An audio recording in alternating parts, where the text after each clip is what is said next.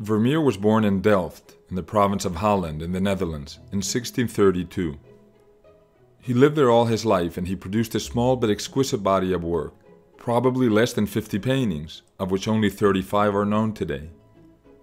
He was protected by the favor of one devoted patron who purchased about half of what he painted, and also by the support of his wife and his mother-in-law, in whose house he lived and worked.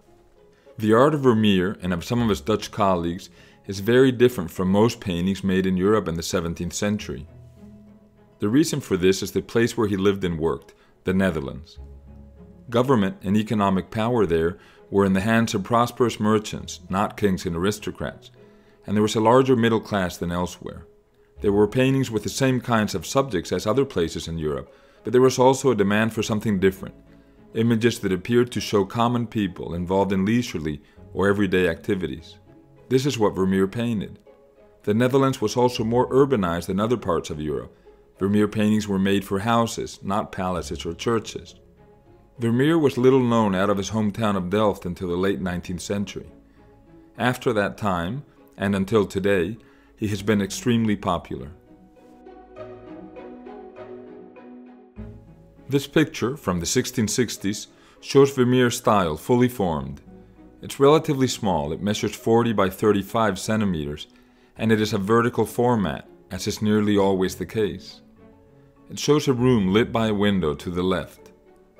It's occupied by a woman in a pensive, quiet attitude. She's elegantly dressed in a blue jacket with a fur trim. Women, engaged in different kinds of leisurely activities, are most often the protagonist of Vermeer's paintings. From the 19th century, paintings that show themes that appear taken from everyday life are known as genre paintings, as opposed to portraits, still life paintings, history paintings, landscape paintings, or other subjects. Vermeer's art fits into this category, genre paintings. But the impression that this is directly taken from everyday life is deceiving. The picture is carefully designed and it has a symbolic meaning.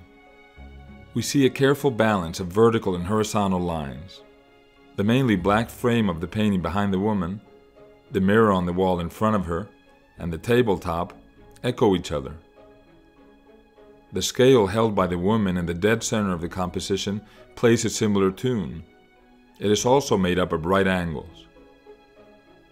X-rays taken of some works by Vermeer show that he moved elements around as he was painting. A curtain, for example, or a map, or a mirror hanging from a wall. Sometimes he painted this kind of object and then he covered them up. This shows that Vermeer didn't simply record a reality that existed before his eyes. He combined the elements at will to create carefully balanced compositions. Colors in the picture relate to each other and constitute another melody in this painting. The golden curtain to the left, the skirt of the woman that shows under her jacket just above her left hand, and the vertical lines of the gilt molding in the frame behind her all resemble each other. The blue of the coat and the cloth on the table also relate to each other.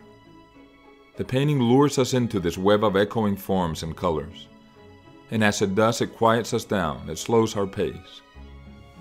The hand that holds the scale participates in this careful order of things that we witness here. The gesture of the woman as she holds the balance is among the most delicate that I have ever seen in a painting. It seems to stop time. It makes this seem like a frozen moment. This is a feeling often caused by Vermeer paintings. With her other hand, the woman steadies herself. The picture on the wall behind the woman is the clue to the symbolic meaning of this picture. It shows a last judgment, a theme that was usually represented in art by scales, where good and bad deeds were weighed. The analogy between the Last Judgment painting and the scale held by the woman made it obvious to anyone at the time that there was a meaning behind this image. It was meant to remind viewers of the need to live moderately, to carefully weigh one's actions. Whether the message of the painting was more specific we can only guess at without contemporary documents to help us. The woman prepares the scales before weighing the gold coins on the table. We also see jewels, pearl necklaces, and a gold chain. All this may mean that the warning is against the temptation of earthly riches. In a characteristic manner, Vermeer reduces to a bare minimum the symbolic elements necessary for interpreting the painting. The focus is on the woman. Her careful gesture and her calm features indicate that she will easily conform to the ideal of moderation.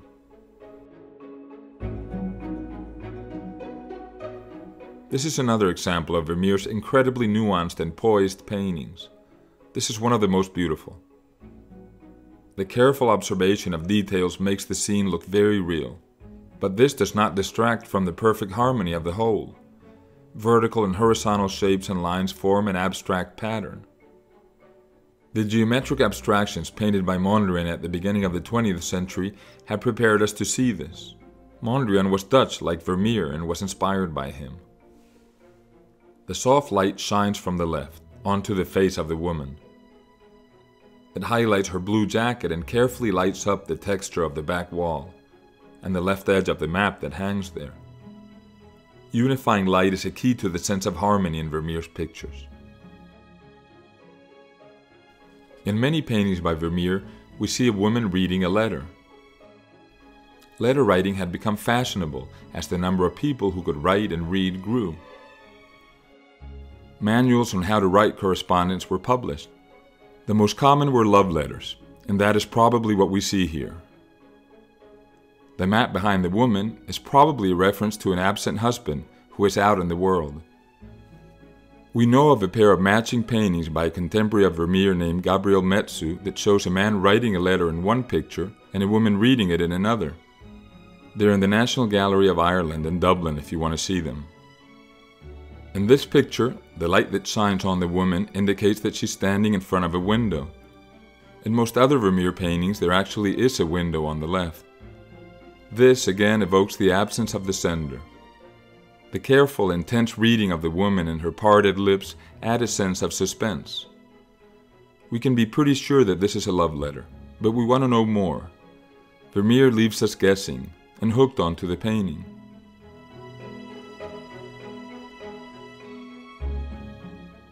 This is also from the 1660s, like the other two pictures that we have seen. To my eye, it's not as beautiful as those works, but it's very useful to explain Vermeer's art. We will end this video with this picture. Allusions to music and paintings, as occurs here with the lute, were associated with love because both implied harmony. This indicates that the letter that the lady in yellow shows her maid is a love letter. The design of the space in this picture is meant to make us feel as voyeurs, as uninvited guests that look into a private space. This is typical of Vermeer's art. We look through a door into the main room, from an adjacent dark space. Vermeer emphasizes the feeling that we are outsiders by using the system of linear perspective that was invented in the early Renaissance. Several lines in this painting would intersect if they were extended. One is formed by the bottom limit of a map hardly visible in the dark area to the left. Others are the receding tiles on the floor, the arm of the lute held by the woman, and the stick of the broom in the lower right. They all converge above the chair that we see in the right foreground, in the dark. Vermeer is trying to keep our sight away from the room in the background. On the floor, near the door, are a broom and a pair of shoes. They also hold us back. We would have to move them to walk in any further. By doing this, Vermeer tries to emphasize the sense that we don't belong in the other room, that we're looking at something private.